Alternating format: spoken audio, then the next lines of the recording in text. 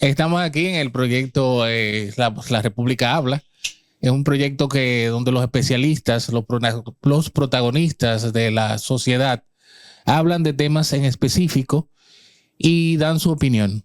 Hoy nos complace tener un gran profesional, al arquitecto Luis Taveras, creador de la plataforma LCT Arquitectura, la cual yo sigo con frecuencia porque veo que aporta bastante al país, aporta datos concisos de las construcciones públicas y privadas.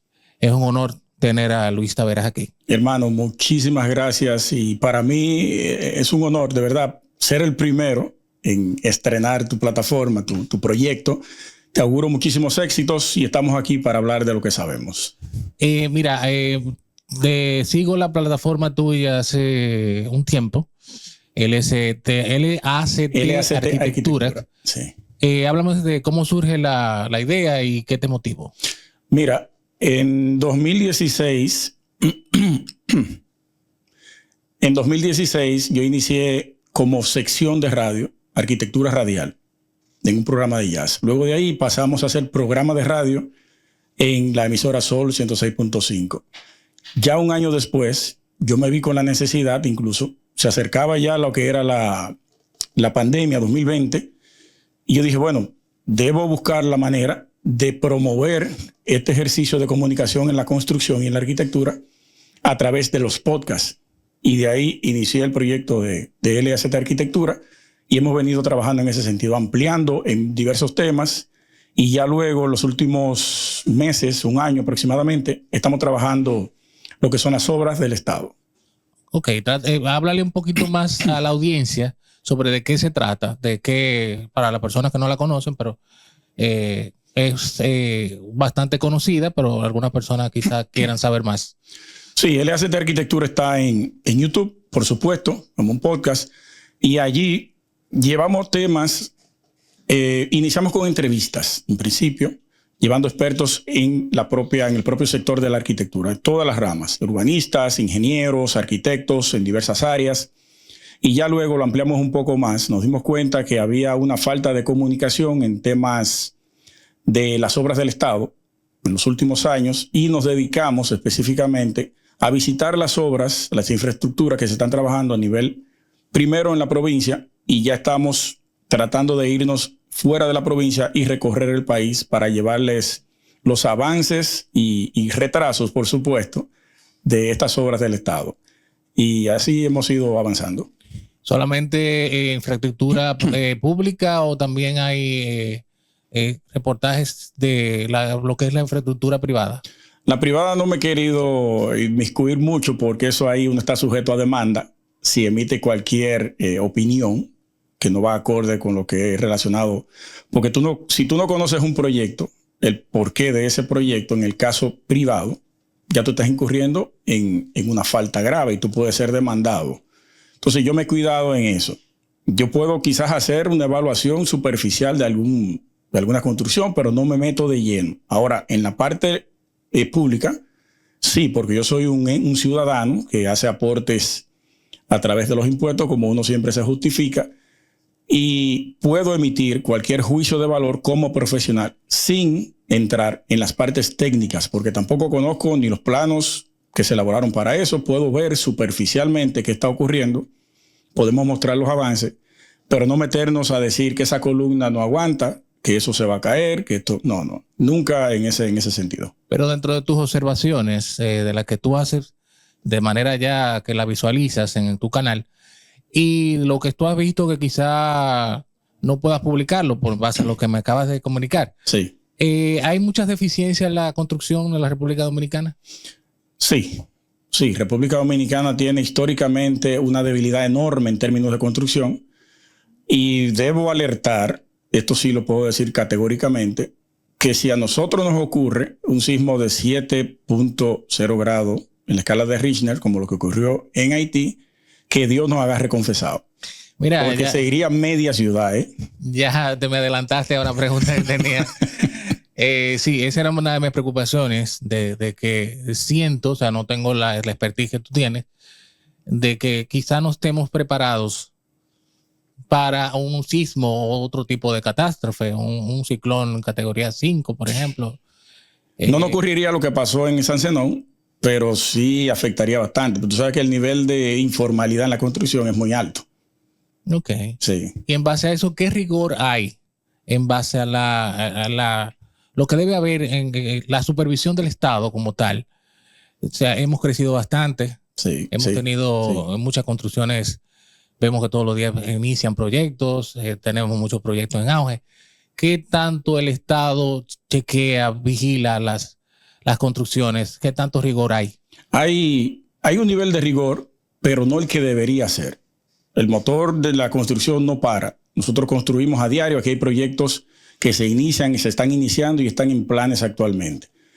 Pero hay otra franja que el Estado no regula, que es la menos pudiente, que se construye en la mayoría de los barrios.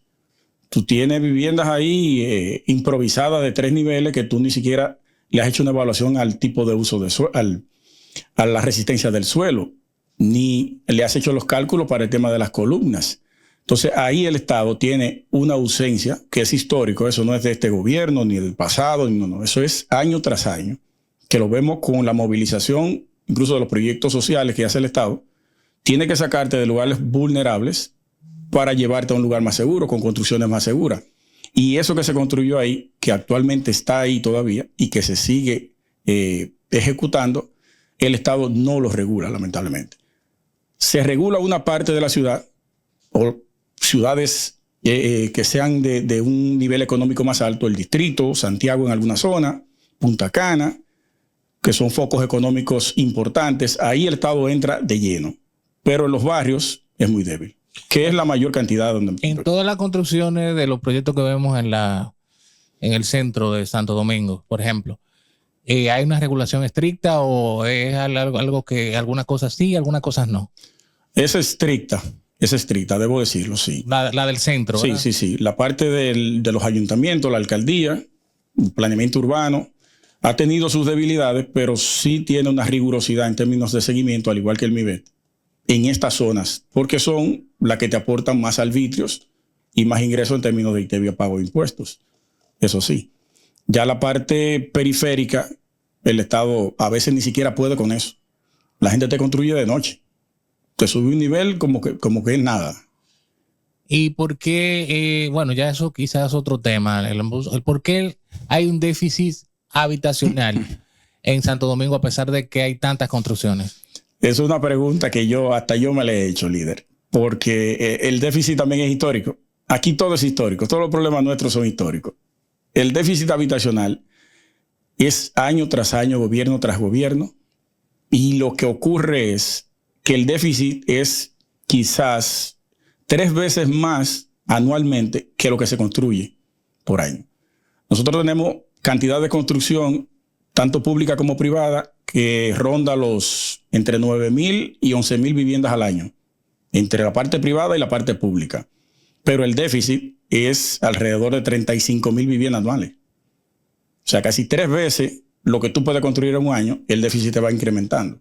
Muchas personas hablan de que el Airbnb, que es el modelo de negocio actual, uno de los modelos de negocio actual, renta corta, es el que ha dañado más esta situación. No sé qué tanto conocimiento tiene. El Airbnb ha llegado para encarecer los inmuebles, para encarecer las rentas largas, para dificultarle el tema de la renta a familias, porque si tú, como un ente económico solvente, tienes la posibilidad de comprar 2 apartamentos, ¿qué tú vas a hacer? Tú lo vas a rentar bajo esa modalidad, porque 1, te cuidan más los inmuebles, 2, ganas más en menor tiempo, y 3, puedes preservarlo mucho más ese inmueble de manera física, en términos de mantenimiento y todo eso. La otra parte se le dificulta muchísimo a la gente porque eso entró y yo que tengo una familia o yo como digamos, Luis Tavera, yo no tengo vivienda, yo vivo alquilado. Entonces para mí es más difícil rentar o comprar ahora mismo por el tema de Airbnb. Airbnb yo lo catalogo como una burbuja inmobiliaria que ha sufrido sus debacles en muchas ciudades del mundo. Por ejemplo, en Nueva York se le prohibió estrictamente en el área céntrica de Manhattan operar. Y ellos se fueron a New Jersey. La alcaldía bloqueó totalmente y le dio esa parte al tema hotelero. Pero ahí ocurrió algo interesante. Los dueños de hoteles presionaron a los gobiernos locales para ejercer este tipo de ejercicio, de práctica, para sacar a Airbnb, para entonces ellos quedarse con ese modelo económico. Oye, qué contradictorio. No me conviene porque yo tengo una renta distinta, pero si tú me sacas a esa gente, yo puedo continuar con ese mismo modelo que ellos tienen. O sea, eso se va dando. Y sí, Airbnb ha causado mucho problema, tanto en la renta como en la compra, en el encarecimiento. Ok, entonces ahora vámonos al sector público. Se habla de que dentro de hay un clamor, o sea, hay algo que se repite bastante con las construcciones en la administración actual. Se dice que son lentos. ¿Qué tan cierto es que la administración actual es lenta? Y en caso de ser cierta esa aseveración, ¿por qué razón? ¿A qué se le atribuye? ¿A qué se le atribuye? Sí, ciertamente es evidente, líder. Tenemos, ¿cuánto lleva el gobierno? 5 años aproximado. 5 años, sí. 5 años. Se abrió un frente de proyectos que yo dije, pero esto es una locura. Megaproyectos, infraestructuras que no iba a poder cubrir ni en el ámbito económico ni en el ámbito del personal técnico. Y todas, no todas, no voy a pecar en ese sentido. La mayoría están o detenidas o van muy lenta o no han terminado. Pocas tú puedes ver los avances significativos. Yo puedo resaltarte 2 obras que son la buque insignia que va a tener este gobierno, que son el paso a desnivel en la prolongación 27 de febrero con Isabel Aguiar. Eso va rápido. Esa trinchera. Eso lo sé por ti. Sí, y el túnel de la Plaza de la Bandera. Sí, ¿Por qué? Que son la misma, o sea, es lo mismo dentro de lo que es un proyecto como interconectado para el tema de la movilidad y en esa zona. En esa zona, sí. Que, muy importante. Sí, que tengo información, me llegó de tercera mano, que quienes están detrás de eso es Odebrecht, que por eso es tanto la calidad como la rapidez de esa obra. O sea que... Entonces podríamos decir que la gente extraña a Odebrecht en cierta forma. Suena feo decirlo. La gente añora a veces, cuando yo lo pongo de esta manera, cuando tú añoras lo malo del pasado es porque vamos mal. No quiero decir que en su totalidad lo que está haciendo el gobierno está mal, sino que en esa parte constructiva ha tenido muchos temas y yo he visitado la mayoría de las obras que están en Santo Domingo y no hay un avance significativo. Dan fechas o daban fechas. Había un viceministro ahí que yo le puse el señor de las fechas, porque cada vez que le ponían una cámara enfrente daba la fecha de la terminación de lo que sea. Y nunca se muy mal eso, muy mal. Sí. Decía una cosa, después otra. Y vimos como que nunca hubo coherencia con eso. Hasta que salió y ninguna de las obras que él anunció se terminaron. Viendo la perspectiva de las construcciones de las pasadas administraciones y la de esta administración, ¿qué diferencias tú ves? ¿Algo que haya que notar entre una y otra? Me va a meter palo. Hay que resaltar, yo no estoy de acuerdo con el gobierno pasado, para nada, pero ese punto hay que resaltarlo. Se terminaban las obras, había lo que había detrás de eso, no voy a mencionar, todo el mundo sabe cuáles son las cosas que habían detrás, pero se avanzaba, se terminaba y se entregaba. En fecha, quizás algunas no, como por ejemplo el hospital Cabral Ibáez en Santiago, que una remodelación duró 7 años de ese hospital. Y ya aprovechándote que estás aquí, te voy a lucir como un completo, o sea, no he leído referente a lo que ha pasado con la terminación del hospital el Luis Eduardo Aybar. ¿En qué está eso? Yo vivo en la zona colonial y paso por el Padre Villini y tampoco veo que hay terminación. Entonces, ¿tienes algún conocimiento de...? No le he dado seguimiento de cerca a esos 2 proyectos. El Padre Villini ha tenido problemas con el tema de lo que han encontrado en el subsuelo. Cavernas, quizás algunos temas históricos que había que preservar. Eso ralentizó muchísimo el proyecto de Padre Villini, porque una de las cosas complejas que tiene la zona colonial para intervenirla es esa. Si tú comienzas a excavar a lo loco y tú te topas por casualidad con alguna vasija que perteneció a una época tal, tú tienes que acordonar eso automáticamente, buscar expertos y paralizar la obra. Esperar el tiempo que haya que esperar a que se evalúe para luego retomar el tema de los trabajos. Entonces no tienes conocimiento en ninguno de los proyectos. De esos dos no. ¿Qué está pasando ahí ni qué pasará? No le he dado seguimiento y ahora que tú lo mencionas me voy a poner en atento entonces para me voy a poner inmediatamente lo subas. Vamos a hablar entonces ahora de regulación en vista a lo que pasó hace semanas atrás con Jet Set. Sí. ¿Qué tipo de regulación tiene el Estado y cuáles son los organismos que tienen que velar para que una construcción no tenga vicios, o sea, que no tenga problemas con el techo, con cualquier irregularidad? Mira, hay un reglamento que es el 004, que es el encargado de inspeccionar y supervisar todas las obras desde su inicio hasta su culminación. Un acompañamiento que hace el Estado junto con la empresa privada, que hay un encargado de supervisión, y el Estado te asigna varios supervisores que van dándole seguimiento a tu proyecto. Pero ha habido una desinformación con el tema de la tragedia. Se ha querido culpar, ya por suerte se han aclarado en diversos medios y expertos lo han aclarado, de que la alcaldía tiene responsabilidad en eso. La alcaldía no.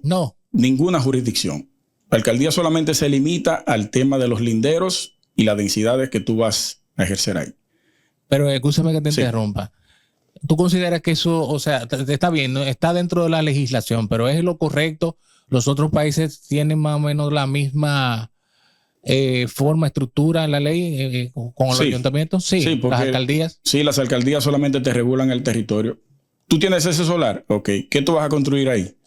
Ok, en esta zona tú tienes permitido esta altura. Y retiro de linderos, o sea, los límites que tú tienes de tu solar, son tanto, tanto y tanto en estos tres lados, y en el frente tienes que retirarte de la acera tanto. A eso se limita la alcaldía. Entonces, ¿cuál sería? Edificabilidad, uso de suelo y linderos. Entonces, ¿cuál sería el organismo? O sea, el Ministerio de Obra Pública, se habla del Ministerio de la Vivienda. El MIVET actualmente, porque cuando se creó la ley 120, creo que 160-21, 120-21, algo así, no recuerdo bien, que se crea el Ministerio de la Vivienda, ya se delega toda la responsabilidad que tenía el Obras Públicas al MIVET. Toda esa supervisión la carga el MIVET. Al igual que cuando se disolvió la OISOE, toda esa parte de supervisión de obras también le carga el MIVET. O sea que el MIVET es el responsable de darte seguimiento en todo el proceso constructivo. Entonces, ¿a qué se refería el presidente cuando decía de un vacío legal? Que no tenemos un instrumento legal para, por ejemplo, este edificio no se le da seguimiento de supervisión luego de estar construido. Digamos, cada 10 años una edificación de tal magnitud debe ser inspeccionada por una institución del Estado. En Miami se hace. Miami la tiene establecida. Que no se haga, que Miami tenga una serie de visos de construcción enormes, casi igual que nosotros, es cierto. Pero tiene esa legislación, nosotros no.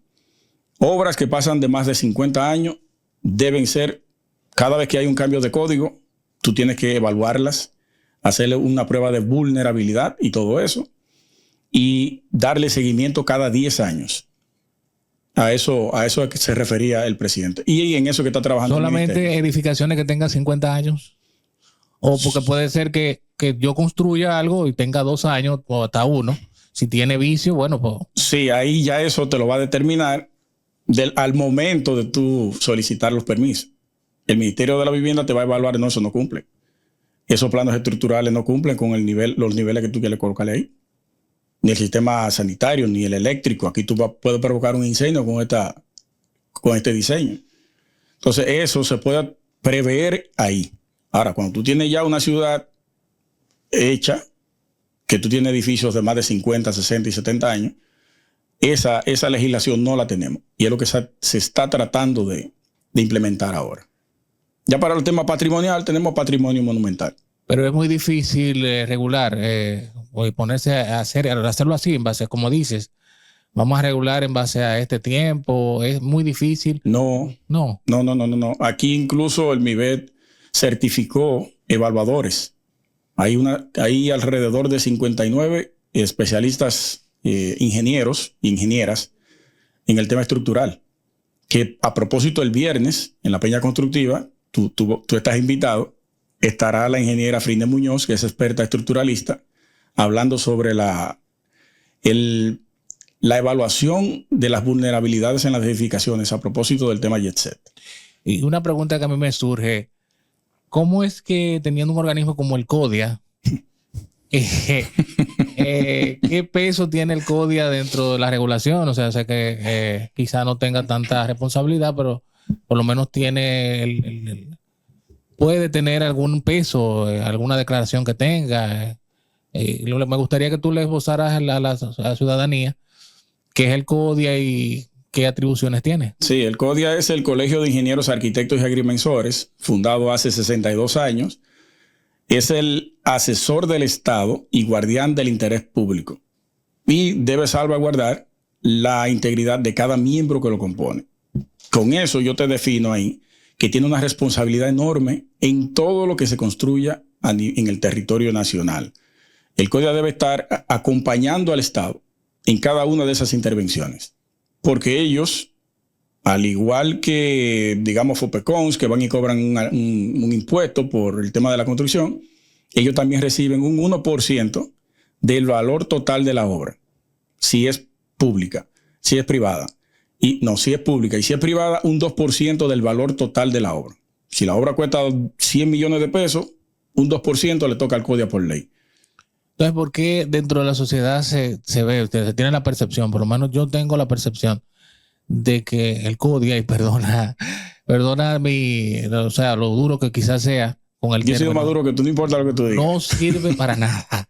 No, es una puede estar equivocado, pero yo entiendo que es así, que el CODIA no sirve para nada, que solamente está para opinar en algunos casos y más nada. Y opina muy mal. Ahora fuimos una vergüenza total con las declaraciones hechas por el presidente con este caso del JETSET.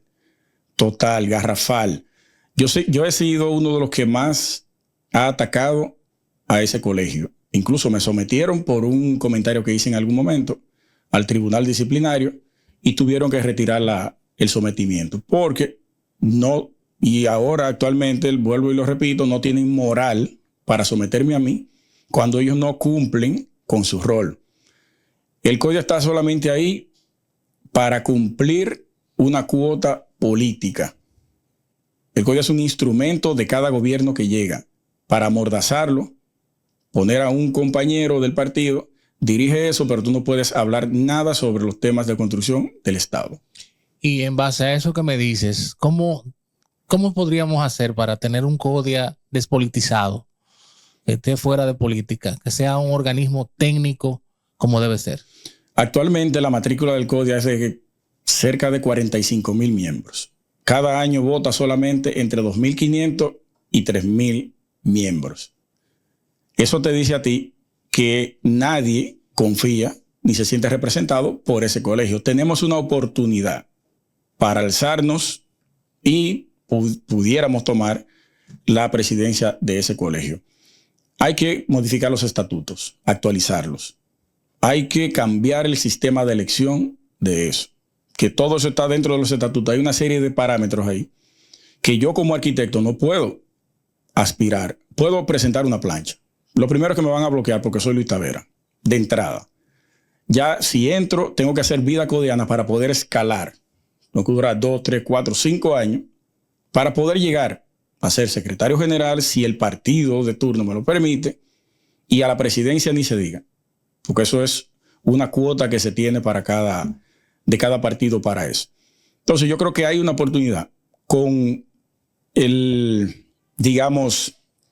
la no representación que sienten los miembros. Puede llegar a alguien que motive a esa masa a votar y de hacer un cambio significativo. Pero ya luego de ahí entonces sería la parte más difícil, la legislativa. Para tú poder cambiar los estatutos, tienes que someterla ante el Congreso, porque esto va bajo la ley, bajo una ley. Y si el presidente dice que no, pues tú sabes que los congresistas no van a aprobar eso. Te van a dejar ahí esa propuesta en un letargo de tiempo y ver cuándo se cumple. Pero yo creo que se puede hacer, se pudiera hacer, si todos nos ponemos a uno. En algún momento sí, debemos aspirar a tener herramientas, o sea, como el CODIA, que nos sirvan, o sea, que sean ciudadanos, o sea, y que sus declaraciones, su aporte, sí, sea sin ningún matiz político, sin ningún color. Eso sería lo ideal, lo que aspiramos. Esperemos que en algún momento algún estadista o algún político o los políticos en general decidan apartarse de eso. Se den cuenta de lo importante que es ese colegio. En ninguna parte del mundo tú ves a los ingenieros en todas sus ramas, arquitectos y los agrimensores en una sola entidad, agrupados. En ninguna parte del mundo existe eso, solamente aquí. Y hablarle de eso, de dividir eso por colegio, es como, digamos, el diablo a la cruz, como dice. No hay forma. Una de las carreras o de la clase profesional que más aporta al CODIA son los arquitectos. Son los que más aprueban proyectos. Y su infraestructura está cayéndose. No, por eso es que no tiene moral para hablar. Está hablando de que en esa estructura hubo debilidades, hubo qué sé yo qué. Yo me estoy nutriendo de lo que dicen los medios de comunicación. Yo dije, pero este hombre tiene que estar loco. ¿Cómo tú, siendo el órgano regulador de ese sector, quien debe brindar la información a los medios eres tú, con base científica y técnica? Tú te dices ante las cámaras que tú te estás nutriendo de lo que dicen los medios. Eso es una vergüenza. Bueno, yo me siento muy feliz por tener una conversación bastante productiva, bastante, como dice un amigo, bastante nutriente. Gracias, hermano. Un placer para mí. Creo que es un gran aporte de tu plataforma. Exhorto a que las personas la sigan. LACT Arquitectura. Sí. La aprendiste, hay gente que se enreda con él. Sí. Muy feliz de que tú vinieras. Este es mi primer programa, La República Habla, donde vamos a tener expertos hablando de sus respectivas funciones, de lo que hacen, los verdaderos protagonistas de la sociedad. Eso es lo que queremos, que las personas que aportan al país sean las personas que hablen, que den su testimonio de lo que hacen. Te agradezco nuevamente que me hayas invitado a inaugurar tu proyecto. Te auguro muchísimos éxitos y en lo que pueda aportarte, solamente déjame saber. ¿Necesitas un experto en cualquier otra área de la construcción? Yo te lo envío. Bueno, muchísimas gracias. Sí. Gracias a ti, hermano.